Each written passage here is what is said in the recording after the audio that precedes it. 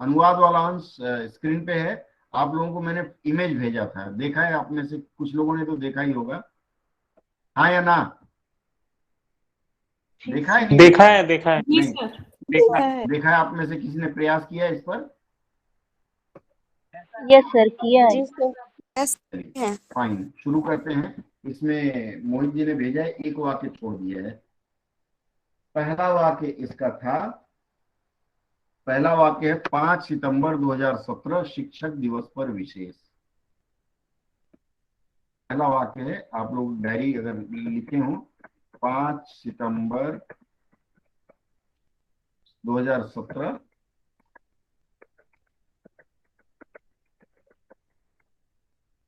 इससे शुरू करेंगे हम अनुवाद। बताइए इसका क्या होगा? अधिकांश लोगों ने इस पर ध्यान नहीं दिया होगा। जब भी आपके पास अनुवाद के लिए कोई पैसेज आता है तो आप सबसे पहले उसका हेडिंग जरूर अनुवाद करेंगे। चलिए बताइए। 5th September 2017 on occasion of हाँ, Teachers Day. On the occasion of teachers day. और दूसरा, On the special occasion of 5 September 2017 देखिए Teachers Day. 5 सितंबर तो आपका रहेगा ही रहेगा। 5 सितंबर 2017 आपने बताया on the occasion of teachers day. एक तरीका ये हो गया, और दूसरा तरीका इसमें ऑन आप हाँ बोलिए। 5 September 2017 special on teachers day. Special on teachers day. एक और सुधार मैं आपको बताता हूँ। सर मेरा सुन लीजिए। बोलिए। 5 सितंबर 2017 टीचर्स डे स्पेशल। बस। टीचर्स डे स्पेशल, ये जो अभी क्लिनिक ने बताया है, ये द बेस्ट माना जाएगा। आप लोगों ने देखा होगा फेस्टिवल के समय सेल चलता है, जैसे राखी स्पेशल, दुर्गा पूजा स्पेशल, या फिर ईद स्पेशल, इस तरह के स्पेशल चलते हैं। तो जो चलन में है ऐसे शब्दों का अगर हम प्रयोग कर लें तो जनता के समझ में बात अच्छे से आएगी और वह अनुवाद आपका बेहतर माना जाएगा। तो यहाँ 5 सितंबर 2017 टीचर्स डे स्पेशल अगर आप लिखते हैं तो आपका अनुवाद और भी अच्छा होगा। ठीक है, यह भी खराब नहीं है। जो on the occasion of teachers day या स्पेशल आप लोगों ने कहा वह भी चलेगा, लेकिन यह ज्यादा सुंदर लगेगा। अब अगला वाक्य लेते हैं, माता पिता बच्चों को जन्म देते हैं। क्या होगा इसका? माता पिता, दो लोग बताएंगे, उसके बाद फिर हम समीक्षा लेना शुरू करेंगे। Parents Birth to their children. एक मिनट होल्ड करिए। पेरेंट होगा या पेरेंट्स होगा? अंकिता एक मिनट, पेरेंट होगा या पेरेंट्स हो? पेरेंट्स होगा। खाली पेरेंट मत बोलिएगा, क्योंकि दो लोग हैं ना, मम्मी और पापा, दो मिलकर के पेरेंट्स बनते हैं। खाली पेरेंट गलत होगा। तो माता पिता बच्चे को जन्म देते हैं, क्या होगा? पेरेंट्स। आगे, Parents give birth to children. Give beget birth to children. Beget क्या बताए? Beget birth to their children. Sir उसके लिए beget spelling to a children यहाँ होना चाहिए मेरे हिसाब से। और चिल्ड्रन नहीं, और चाइल्ड होगा। यहाँ सॉरी, बच्चे अ हैं ना। चाइल्ड। ठीक है, अ चाइल्ड, सॉरी। ठीक है, एक मिनट। बिगेट का स्पेलिंग बोलिए सत्या सर। बी फॉर बाल वाला सर, बी ई जी ई बोलिए। जी ई, हाँ टी। बिगेट इसी का मतलब होता है जन्म देना। ठीक है। देखिए ये एक नया शब्द आपने बताया और मुझे लगता है इसको आप लोग ध्यान से कर लेंगे। बिगेट अगर लिखते हैं तो बिगेट के बाद टू का प्रयोग नहीं होगा। पेरेंट्स, फिर गिव नहीं आएगा इसमें। अगर बिगेट का प्रयोग करेंगे तो बिगेट नहीं गिव नहीं आएगा। पेरेंट्स बिगेट क्या? चिल्ड्रेन। ठीक है। तुषार जी आपने कहा इसमें चाइल्ड लिखेंगे, क्या जरूरत है? यहाँ बच्चे क्या है, एक वचन है या बहुवचन है? तुषार जी सर। तुषार जी, बच्चे जी मतलब सर, जी। सम्मान सूचक शब्द तो नहीं है, तो बच्चे का मतलब एक से अधिक बच्चे हो सकते हैं ना, तो वहां चिल्ड्रन ही लिखेंगे। सर दरअसल ना ठीक है। इसमें जैसे अनुवाद करते समय हम एक एग्जाम्पल के तौर पे जब उसको देखा तो मुझे लगा कि जैसे एक बच्चे को जन्म देते हैं, जैसे धारणा वाली बात हो जाती है। नहीं नहीं, तो कोई बात नहीं, हो जाती है ऐसी दिक्कतें। ठीक है, अगला वाक्य लेते हैं। देखिए, यहाँ मैंने आप लोगों को एक सूत्र दिया था। ये देखिए, इस वाक्य में कॉमा तो बहुत है, लेकिन फुल स्टॉप एक ही है अंत में जाके। ये देखिए, कॉमा यहाँ है और अंत में यहाँ है। तो ऐसे वाक्यों के अनुवाद के लिए मैंने आपको हमेशा बताया है कि ऐसे वाक्यों का जब अनुवाद आप करने जाते हैं तो जहां सांस रुके, मान लीजिए वहां अर्ध विराम या विराम लेना है, तो वहां तक का एक अंश हो जाएगा। जहां इस तरह के चिन्ह होते हैं, क्या बोलते हैं इसको, क्या चिन्ह बोलते हैं इसको, क्या बोलते हैं, पंक्चुएशन विराम मार्क, चिन्ह, विराम कॉमा। चिन्ह, और अंग्रेजी में पंक्चुएशन मार्क्स होते हैं। तो ये कॉमा है, तो जहां कॉमा होगा वहां से हम वाक्य को छोटा छोटा करते हुए और उसको अनुदित करते हुए सजाते चलेंगे। तो उनका स्थान कोई नहीं ले सकता है। कहाँ से शुरू करेंगे सर इसमें? हाँ बोलिए। Sir no one can please no one No No one one can can take take no no take one their can place. take their their place. place. No one Their can place, take their their place. place. और कोई दूसरा विकल्प नहीं, ये ज्यादा अच्छा है। Nobody ठीक है? can take place of them. नहीं, वो ऑफ देम नहीं होगा। No one can take their place, no one can replace them कई बार लोग लिखते हैं, लेकिन यह ज्यादा अच्छा विकल्प है।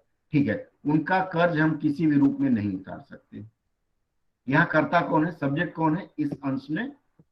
क्योंकि सब्जेक्ट फिर वर्ब फिर ऑब्जेक्ट लिखा जाता है, तो इसमें पहले सब्जेक्ट हम लिखेंगे। सब्जेक्ट क्या है यहाँ? हम, हम। तो क्या होगा हम के लिए? वी। we उसके We. बाद we cannot सब्जेक्ट के बाद verb can. Cannot pay Can't. off. अब एक चीज रुक We जाइए, can't. होल्ड करिए। कैन है, ठीक है, कैन तक तो मैं मान लेता हूं। अब नॉट वाला जो रूप है, किसी भी रूप में है, तो यहाँ नेवर लिखे तो खराब लगेगा क्या? सही लगेगा सर। एक बात सर और कहना चाह रहा हूँ मैं। सही है सर। हाँ बोलिए सत्या साहब बोलिए। अगर सर अगर टेक के स्थान पे जैसे उनके स्थान को लेने का तात्पर्य उनके स्थान को मतलब अपने नाम करा लेना, ऐसे कोई मतलब नहीं है यहाँ पे सेंस में। अगर वहां पे सर अगर रिप्लेस कर दिया जाए क्या? या फिल इन कर दिया जाए तो क्या होगा? क्या गलत रहेगा? फिल इन कर नो वन कैन जैसे हम रिप्लेस देयर प्लेस नहीं होगा, नो वन नहीं, कैन मैं रिप्लेस देम कर सकते हैं। हाँ बोलिए। हाँ नहीं, मैं प्लेस की बात मैं वो नहीं कर रहा हूँ सर, मैं टेक की बात कर रहा हूँ। टेक की अगर कहा जगह जाए फिल वहां आप पर लिखना चाह रहे हैं। हाँ no one can fill. Their place, in नहीं होगा। हाँ फिल बहुत अच्छा है, हाँ। बहुत बढ़िया प्रयोग है। इन नहीं होगा हाँ वही इसके साथ, मतलब ठीक है, अरे इन बहुत उसके अच्छा साथ इन प्रयोग है। जी। इनकी जरूरत नहीं, फिल के बाद इन मत लगाइए, फिल का मतलब ही भरना हो गया। तो no one can fill their place, ये भी अच्छा है। मैं हमेशा बताता रहा हूं कि कोई भी वाक्य आप 3 से 4 तरह से अनुवाद कर सकते हैं, तो करिए, कोई दिक्कत नहीं। जब तक कि आपका ग्रामर गलत नहीं है, शब्द चयन गलत नहीं है, आपका अनुवाद भी गलत नहीं होगा। ठीक है, पहला इसका विकल्प दिया अगले अंश का कि वी कैन नेवर। अब कर्ज उतारना का क्या होता है? Repay, sir. कर्ज उतारना का Sir, repay. pay off their Pay debt their होगा। debts. Repay. Sir, pay पे देयर्स नहीं, रिपे pay ही off ज्यादा their अच्छा है। debt. रिपे के बाद We can पे never ऑफ नहीं होता है। anyway, sir. एक मिनट, आप ज्यादा आगे चलिए सविता जी। रिपे ठीक है, आप बोल रहे हैं पे ओ डबल एफ या single off? Pay off Double F. Sir double off. लिखा जाता है। हाँ, डबल ऑफ नहीं, डबल एफ। ठीक है, we can Sir, never return. Pay off नहीं, रिपे ज्यादा अच्छा है। कानून बोलिए। Sir return. रिटर्न नहीं होगा, पैसा उधार थोड़े नहीं है, रिटर्न कर रहे हैं। वी कैन नेवर रिपे, उसके बाद देयर DEBT डेप्ट, यह ज्यादा सुंदर प्रयोग होगा। लेकिन अगर आप रिपे की जगह कुछ और लिखना चाहें तो क्या होगा? पे ऑफ को मैंने रिजेक्ट कर दिया, कोई और? सर मैंने इस तरह से लिखा था, we can not return love in any form. Love तो है ही नहीं, कर्ज है सर हाँ, मतलब उसको अलग ना, सेंस में कोई मतलब मतलब नहीं, कोई सेंस नहीं। शब्द का अर्थ बदल जाएगा। वहां हम उनके प्रेम को किसी रूप में लौटाएंगे, यहाँ प्रेम तो है ही नहीं, उन्होंने कर्ज दिया है हमें। ठीक है, इसमें देखिए यहाँ एक शब्द और छोड़ दिया मैंने, उसको फिर लिखेंगे किसी भी रूप में। ये किसी भी रूप में के लिए क्या प्रयोग होगा वो हमने नीचे नहीं लिखा है। Any form. इन यूनिफॉर्म या In any way. In any form. कुछ लोग इसे चाहें तो एट एनी कॉस्ट लगा सकते हैं। एट एनी कॉस्ट सही लग रहा है sir. We can never repay their debt in any form, ये भी चलेगा। एट एनी कॉस्ट ये भी चलेगा। आगे बढ़ते हैं, कॉमा लगाते हैं, इसके बाद वाला अंश है लेकिन एक शिक्षक ही है। एनी वेज नहीं लिख सकते हैं? एनी वेज नहीं लिखते हैं, वो थोड़ा सा अलग ढंग का हो जाता है। सर इन अब एनी हाउ ये- लिख सकते हैं? ना, इन फिर नहीं होगा, एनी हाउ लिख सकते हैं, इन नहीं होगा फिर उसमें। अब देखिए ये वाला जो वाक्य है, मैंने बताया कि इसमें जहां सांस रुके वहां हम इसको तोड़ेंगे, क्योंकि इसमें आपको न अर्धविराम है, न कॉमा है, न सेमीकोलन है। तो जब हम इसको पढ़ना शुरू करते हैं, लेकिन एक शिक्षक ही है, स्वाभाविक है यहाँ आके हमें सांस लेना पड़ रहा है। तो पहले हम इस अंश का अनुवाद करेंगे, फिर अगले अंश में जाएंगे। इसका क्या होगा? ओनली अ लेकिन टीचर यह एक कैन। शिक्षक, But it is only a teacher.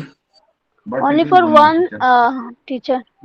For नहीं होगा, sir but it is a teacher who got, ऐसे करके कर सकते एक हैं। मिनट काम नहीं है, बट डबल यू हो गया, but it is the teacher. It is a teacher. It is But the teacher teacher. Indian culture. ठीक है, मैं सिर्फ सना साहब इतने में स्टिक करता हूँ, लेकिन यह एक शिक्षक है, इसको हमेशा आप ऐसे ही लिखेंगे, but it is the teacher. एक उदाहरण मैं दूं, पहले एक जीटीवी या किसी में आता था, जी न्यूज में एक दाढ़ी वाला आता था और वो बोलता था गौर से देखिए इस आदमी को, ये वही है। सुना है आप लोगों ने कभी? जी सर, सनसनी नाम का आता था सर। सनसनी, हाँ बिल्कुल, सनसनी। तो गौर से देखिए ये वही है। तो ये जो ये वही है वाला जो अंश है, उसी रूप में, लेकिन यह शिक्षक ही है, इसका मतलब ये शिक्षक, it is the same person. तो वहां हम लिखेंगे but it is the teacher, यह ज्यादा सटीक रहेगा। ठीक है, आगे बढ़ते हैं। जिसे हमारी भारतीय संस्कृति में माता पिता के बराबर दर्जा दिया जाता है। जिसे का क्या होगा यहाँ? इस जिसे का Whom? whom whom या whom? who? who